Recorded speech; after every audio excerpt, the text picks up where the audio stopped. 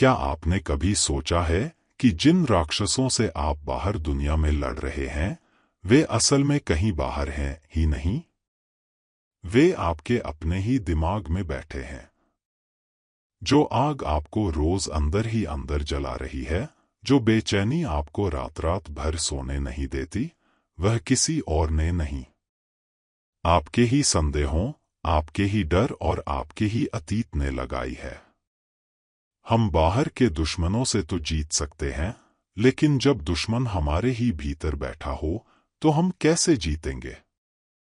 नमस्ते, आत्मदर्पण में आपका स्वागत है। आज की रात हम अपने भीतर के उस शोर को शांत करने की यात्रा पर चलेंगे और उस सबसे गहरे सच का सामना करेंगे जो हर पल आपके ही अंदर घट रहा है। मेरे प्रिय आत्मन, आज तुम्हें कोई ध्यान नहीं करना है, कोई आंखें बंद करने की शर्त नहीं है। बस जहां भी तुम हो, जैसे भी तुम हो, जरा ठहर जाओ। दिन भर की उस अंधी दौड़ को, उस भागदौड़ को यहीं रोक दो और एक बार इस सन्नाटे को सुनो। आज हम तुम्हें कोई झूठी सांत्वना नहीं देंगे, न ही कोई मीठा झूठ बोलेंगे, बल्कि आज हम तुम्हारे मन के उस सबसे अंधेरे कोने में झांकेंगे, जहां से तुम्हारे सारे दुख, सारी शिकायतें और सारी बेचैनी पैदा हो रही है। बस पूरे होश में, एक खुले और निडर मन के साथ मेरे साथ इस यात्रा में उतरो। होली का पर्व आ रहा है। बचपन से हम सबने एक बहुत ही सुंदर और रहस्यमयी कहानी सुनी है, भक्त प्रहलाद और नास्तिक राजा हिरण्यकश्यप की कहानी। एक ऐसा पिता जो खुद को ही भगवान मानता था, जिसका अहंकार इतना बड़ा था कि वह चाहता था कि पूरी दुनिया सिर्फ उसी के आगे सिर झुकाए। और जब उसके अपने ही बेटे प्रहलाद ने उसके अहंकार को मानने से इनकार कर दिया और सत्य का, परमात्मा का रास्ता चुना, तो उस पिता ने अपने ही बेटे को मारने की हर मुमकिन कोशिश की। उसने प्रहलाद को ऊंचे पहाड़ से नीचे गिराया, उफनती हुई नदी के पानी में डुबाया, पागल हाथियों के पैरों तले कुचलवाने की कोशिश की। और जब कुछ भी काम नहीं आया, तो अंत में उसने अपनी बहन होलिका की मदद ली। होलिका को यह वरदान प्राप्त था कि कोई भी आग उसे जला नहीं सकती, वह आग में भस्म नहीं हो सकती थी। इसलिए हिरण्यकश्यप ने प्रहलाद को होलिका की गोद में बिठाकर आग के बीचों बीच जलाकर राख करने की कोशिश की। लेकिन कहानी का सबसे बड़ा आश्चर्य क्या है? आश्चर्य यह है कि प्रहलाद उस भयंकर आग में भी बच गया। आग उसका एक बाल भी बांका नहीं कर पाई, बल्कि वह होलिका, जिसे आग से ना जलने का वरदान मिला हुआ था, वह उसी आग में जलकर राख हो गई। और इसी सत्य की जीत की खुशी में हम आज तक होली जलाते हैं और अगले दिन रंगों का उत्सव मनाते हैं। लेकिन रुकिए, क्या यह सिर्फ एक पुरानी कहानी है? क्या यह सिर्फ इतिहास के पन्नों में दर्ज कोई घटना है? नहीं।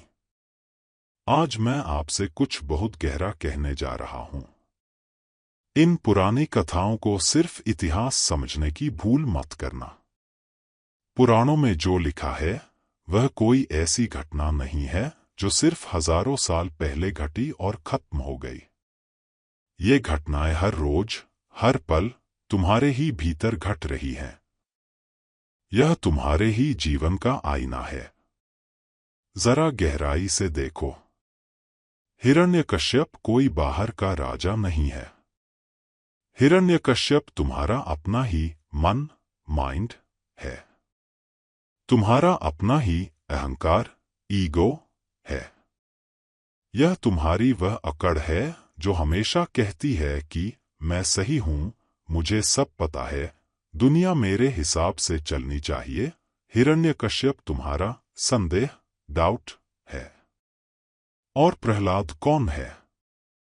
प्रहलाद तुम्हारे भीतर जन्म लेने वाली मासूमियत है। वह तुम्हारी श्रद्धा, ट्रस्ट है। तुम्हारा वह भाव है जो इस दुनिया की चालाकियों से थक चुका है और अब सिर्फ शांति चाहता है। प्रहलाद, तुम्हारे भीतर छिपा वह छोटा सा बच्चा है जो बिना किसी शर्त के प्रेम करना जानता है, जो बिना किसी डर के मुस्कुराना जानता है।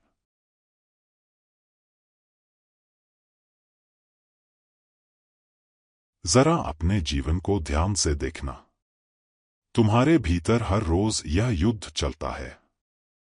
जब भी तुम्हारे भीतर कोई बहुत अच्छी, बहुत कोमल भावना उठती है, मान लो किसी दिन तुम्हारे मन में आता है कि चलो अब मैं सब कुछ भूलकर अपने उस रिश्तेदार को या उस दोस्त को माफ कर दूं। जो हुआ सो हुआ, अब इस नफरत का बोझ और नहीं ढोना। जैसे ही यह मासूम सा प्रहलाद तुम्हारे भीतर जन्म लेता है, उसी क्षण क्या होता है? उसी क्षण तुम्हारे भीतर बैठा वह हिरण्यकश्यप, यानी तुम्हारा अहंकार और संदेह जाग उठता है। वह तुरंत तुम्हारी उस श्रद्धा का गला घोंटने लगता है। तुम्हारा दिमाग तुमसे चिल्ला चिल्ला कर कहता है, पागल हो गए हो? भूल गए उसने तुम्हारे साथ क्या किया था? अगर तुमने उसे माफ कर दिया तो वह तुम्हें कमजोर समझेगा। अगर तुमने फिर से भरोसा कर लिया तो वह तुम्हें फिर से धोखा देगा। दुनिया बहुत बुरी है, लोग बहुत मतलबी हैं, तुम्हें कठोर बनना ही पड़ेगा। अपनी दीवारें ऊंची कर लो। और तुम डर जाते हो। तुम अपने ही भीतर उठे उस शांति के विचार को मार डालते हो। कितनी बार तुम्हारे भीतर प्रेम का, करुणा का या ध्यान का एक छोटा सा हरा अंकुर फूटा होगा और तुम्हारे ही संदेह ने उसे पहाड़ से नीचे गिरा दिया होगा। कितनी ही बार तुम्हारी श्रद्धा को तुम्हारे ही डर ने आग में जलाने की कोशिश की होगी। तुम्हारे भीतर संदेह और श्रद्धा की, अहंकार और मासूमियत की, हिरण्यकश्यप और प्रहलाद की यह जंग हर रोज चल रही है। और अक्सर तुम्हारा अहंकार जीत जाता है और तुम अंदर ही अंदर एक मुर्दे की तरह कठोर हो जाते हो। अब एक बहुत ही रहस्यमय और समझने वाली बात पर ध्यान दो। हिरण्यकश्यप बहुत बलशाली था। उसके पास सारी सत्ता थी, सारे हथियार थे, पूरी दुनिया का डर था। और प्रहलाद? वह तो एक छोटा सा, कोमल और निर्बल बच्चा था, जिसके पास न कोई हथियार था, न कोई फौज थी। देखने में ऐसा लगता है कि ताकतवर हिरण्यकश्यप इस कमजोर बच्चे को एक पल में कुचल देगा, उसे मिटा देगा। दुनिया में भी ऐसा ही लगता है। ऐसा लगता है कि जो चालाक है, जो कठोर है, जो संदेह करता है, वही जीतेगा। और जो इंसान सीधा है, सच्चा है, जो प्रेम करता है, वह हार जाएगा, वह कुचल दिया जाएगा। लेकिन जीवन का गणित, अस्तित्व का नियम कुछ और ही है। तुम्हारा अहंकार, तुम्हारा संदेह चाहे बाहर से कितना भी ताकतवर क्यों ना दिखे, वह अंततः हारता ही है। क्योंकि संदेह की, डर की और अहंकार की ताकत सिर्फ विनाश करने की है। वह सिर्फ तबाह कर सकता है, बिगाड़ सकता है, तोड़ सकता है। संदेह कभी कुछ बना नहीं सकता। उसमें सृजन, क्रिएशन करने की कोई ताकत नहीं होती। इसे एक बहुत ही छोटे और प्यारे से उदाहरण से समझो। एक बीज को देखो। एक छोटा सा बीज जिसे हम जमीन में बोते हैं। उस बीज का बाहरी छिलका बहुत कठोर होता है। वह कठोर छिलका तुम्हारा अतीत है, वह तुम्हारी सुरक्षा की दीवार है, वह छिलका हिरण्यकश्यप है। और उस कठोर बीज के भीतर एक बहुत ही कोमल, बहुत ही नाजुक सा, जीवन से भरा हुआ एक हरा अंकुर छिपा है, जो कि प्रहलाद है। बीज का वह कठोर छिलका सोचता है कि मैं ही सब कुछ हूं। मैंने ही इस पूरे वजूद को संभाल रखा है। मैं इस नाजुक अंकुर को कभी बाहर नहीं आने दूंगा, क्योंकि अगर यह बाहर आया, अगर इसने सिर उठाया, तो मुझे टूटना पड़ेगा, मुझे अपना वजूद मिटाना पड़ेगा। वह कठोर छिलका अपनी जान बचाने के लिए, अपनी सत्ता बचाने के लिए उस कोमल अंकुर से लड़ता है। उसे दबा कर रखता है। लेकिन क्या कभी कोई छिलका जीत पाया है? क्या कोई छिलका जीवन को बाहर आने से रोक पाया है? नहीं। जब सही समय आता है, जब थोड़ी सी नमी और सूरज की रोशनी मिलती है, तो वह नन्हा सा, कमजोर सा दिखने वाला अंकुर उस कठोर बीज का सीना फाड़कर बाहर निकल आता है। वह कठोर बीज टूटकर मिट्टी में मिल जाता है, मिट जाता है और एक नया जीवन जन्म लेता है, जो कल एक विशाल पेड़ बनेगा।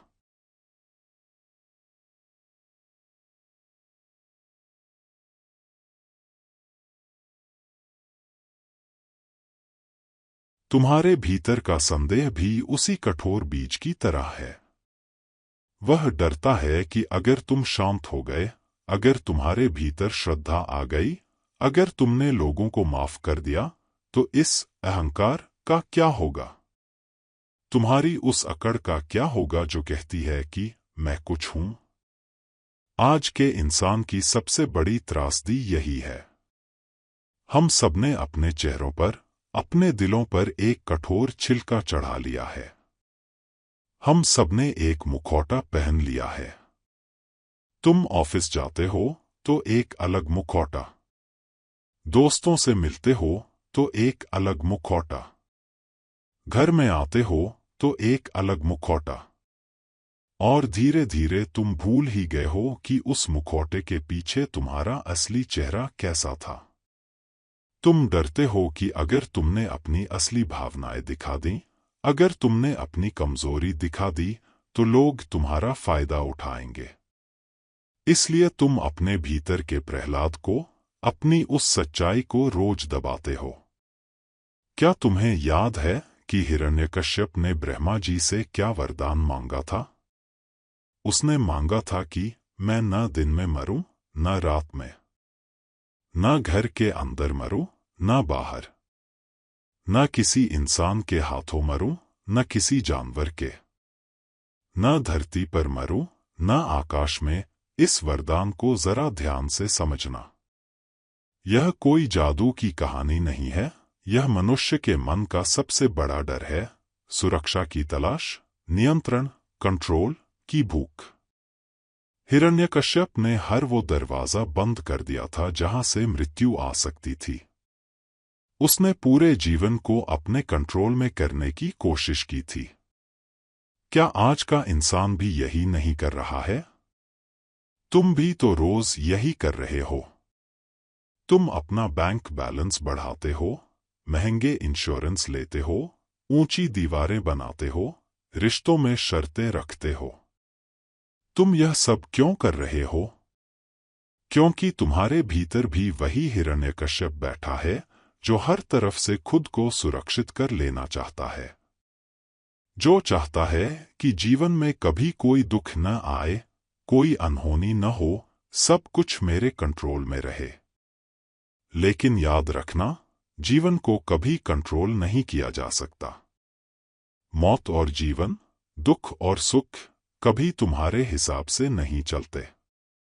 हिरण्यकश्यप ने दिन और रात बंद कर दिए, तो परमात्मा संध्या के समय उस पल आ गया जब न तो पूरी तरह दिन था और न ही रात।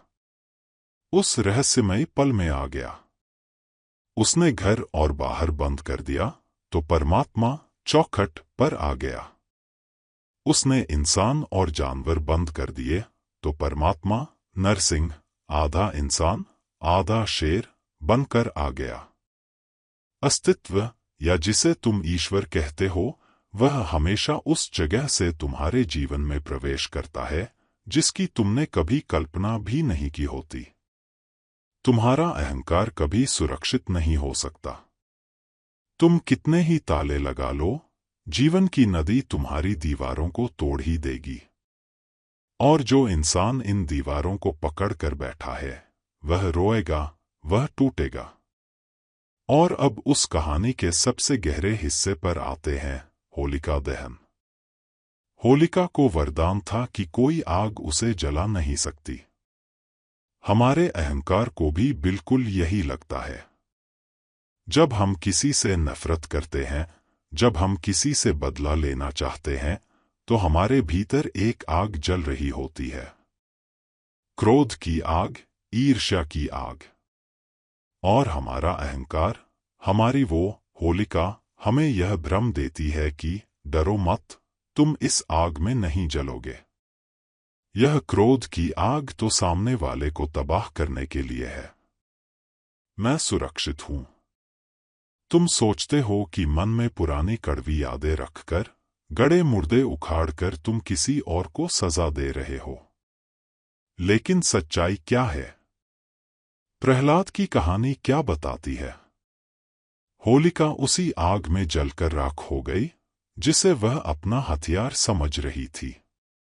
और प्रहलाद, जो पूरी तरह से ईश्वर के प्रति समर्पित था, जिसे आग का कोई डर नहीं था, वह उस आग से बिना एक खरोंच के मुस्कुराता हुआ बाहर आ गया।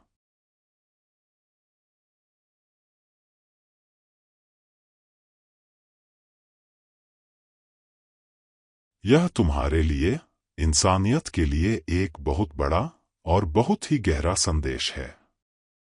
नफरत, शिकायत और अतीत की आग तुम्हें ही जला रही है।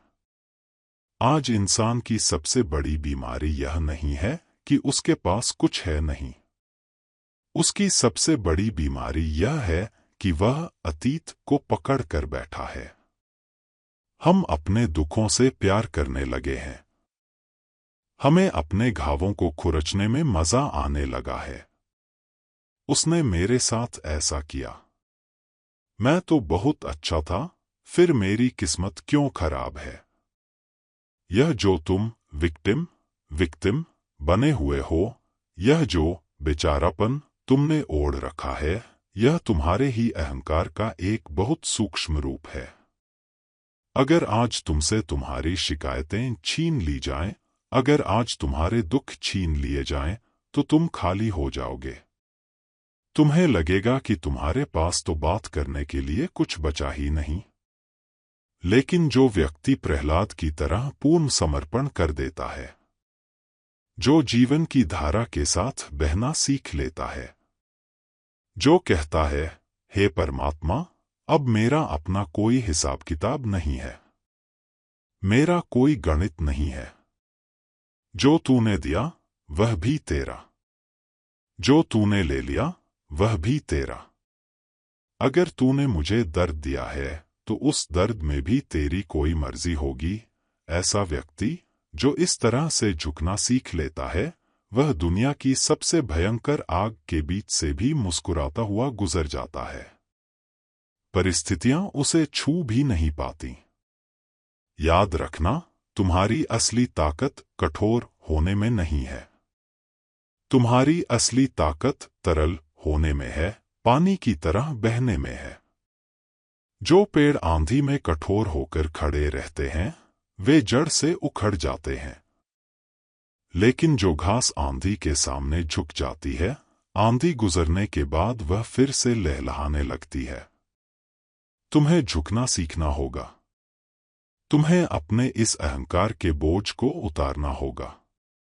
कहानी के अंत में, जब हिरण्यकश्यप पागल हो जाता है, जब उसका सारा घमंड टूट रहा होता है, तो वह तलवार निकालकर प्रहलाद से पूछता है कि कहाँ है तेरा भगवान? तू कहता है कि वह हर जगह है, तो क्या इस पत्थर के निर्जीव खंभे में भी तेरा भगवान है? तो प्रहलाद बिना किसी डर के, पूरी मासूमियत और पूरे विश्वास से कहता है, हाँ पिताजी, वह इस खंभे में भी है। वह हर जगह है। तुम्हारा मन, तुम्हारी बुद्धि भी तुमसे रोज यही सवाल पूछती है। जब तुम दुखी होते हो, जब तुम टूट जाते हो, तो तुम्हारा संदेह तुमसे पूछता है, कहाँ है तुम्हारी शांति? कहाँ है तुम्हारा भगवान? देखो तुम्हारे जीवन में कितना दुख है, कितना अकेलापन है, कहाँ है वो न्याय जिसका तुम इंतजार कर रहे हो?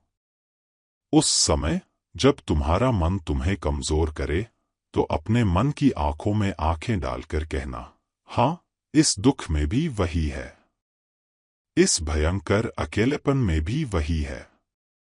उसने मुझे यह अकेलापन इसलिए दिया है ताकि मैं खुद से मिल सकूं। उसने मुझे यह बीमारी, यह दर्द इसलिए दिया है ताकि मेरा इस नश्वर शरीर से मोह टूट सके। उसने मेरा धन, मेरा रिश्ता इसलिए छीना है ताकि मैं यह जान सकूं कि इस दुनिया में कुछ भी हमेशा के लिए मेरा नहीं है। जिस दिन तुम अपने जीवन के गहरे से गहरे दुखों में भी परमात्मा का हाथ देख लोगे, जिस दिन तुम अपनी हार में भी उसकी जीत देख लोगे, उसी दिन तुम्हारे भीतर का वह कठोर खंभा फट जाएगा। उसी क्षण तुम्हारे उस पत्थर जैसे अहंकार को तोड़कर तुम्हारी रक्षा के लिए स्वयं परमात्मा प्रकट हो जाएगा। और परमात्मा के प्रकट होने का मतलब यह नहीं कि आसमान से कोई मूर्ति उतरेगी। परमात्मा के प्रकट होने का मतलब है कि तुम्हारे भीतर एक ऐसा सत्य, एक ऐसा नरसिंह प्रकट होगा जो तुम्हारे सारे अज्ञान को, तुम्हारे सारे डर को हमेशा हमेशा के लिए फाड़ कर रख देगा।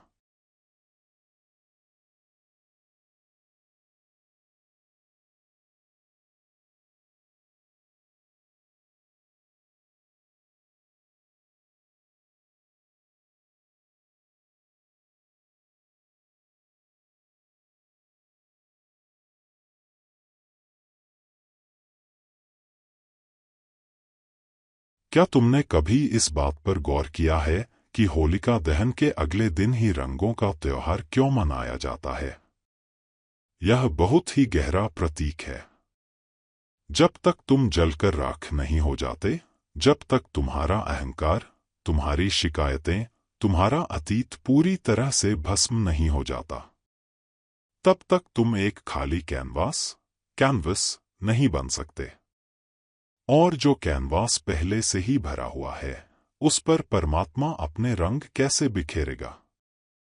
तुम अपने भीतर इतनी शिकायतें भरकर बैठे हो और कहते हो कि जीवन में रंग नहीं है।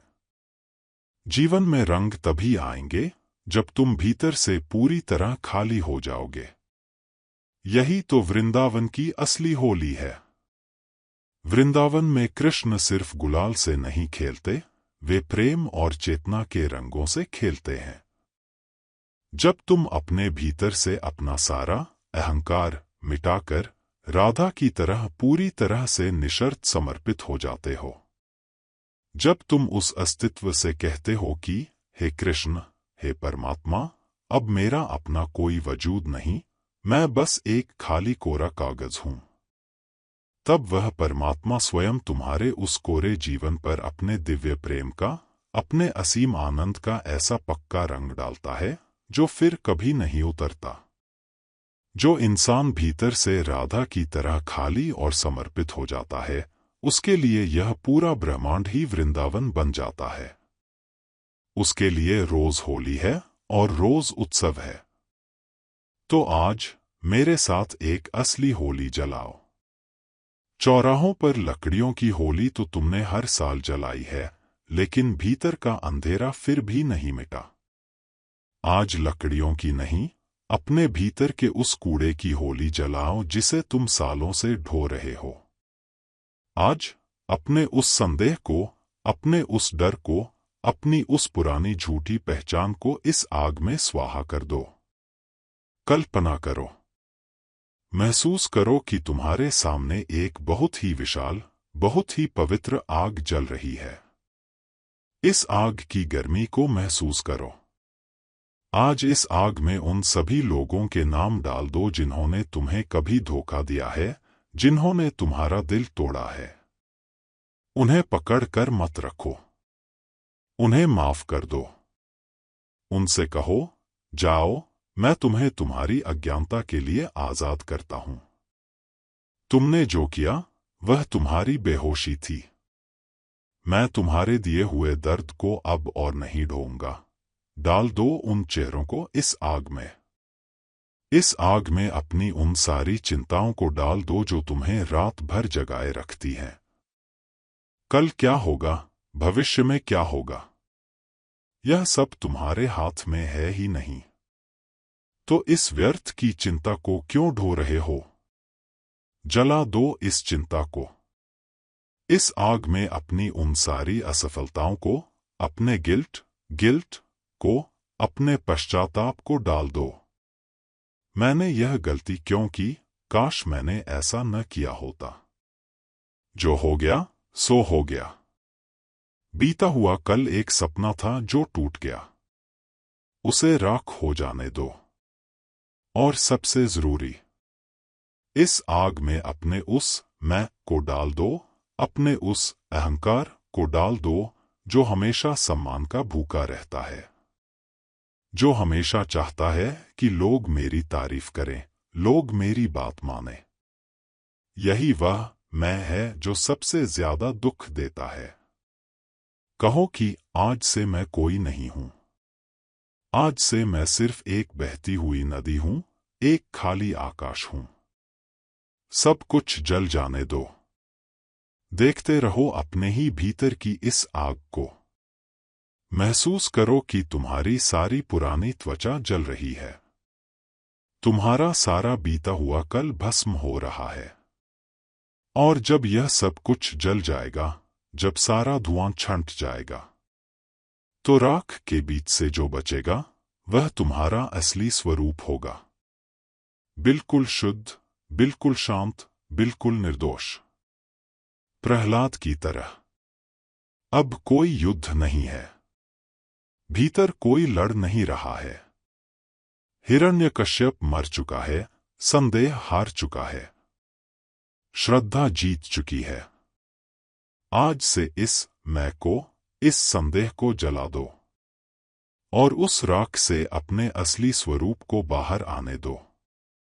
आज से लड़ना बंद करो। जो है उसे समग्रता से स्वीकार करो और देखो कैसे तुम्हारे भीतर का प्रहलाद जाग उठता है। देखो कैसे तुम्हारे जीवन में वृंदावन के वो पक्के रंग उतरने लगते हैं। अब अपने शरीर को बिल्कुल हल्का छोड़ दो। तुम अब वह पुरानी चिंताओं की गठरी नहीं हो। तुम एक खुली हुई खिड़की हो जहां से वसंत की ताजी ठंडी हवा आ रही है। मन में कोई शिकायत नहीं है। भविष्य का कोई सवाल नहीं है। अतीत का कोई बोझ नहीं है। सिर्फ एक गहरी असीम शांति। एक ऐसा सन्नाटा जो किसी भी शोर से नहीं टूट सकता। इस शांति को अपने पूरे वजूद में, अपनी एक एक कोशिका में उतरने दो। इस शांति में डूब जाओ। परमात्मा की इस विशाल गोद में सो जाओ। यहां सब कुछ बहुत मंगल है। सब कुछ बहुत शुभ है। तुम पूरी तरह से सुरक्षित हो। बाहर की दुनिया बहुत देखी, अब देखिए अपना सच, सिर्फ आत्मदर्पण में। आत्मदीपो भव। अपना प्रकाश स्वयं बने।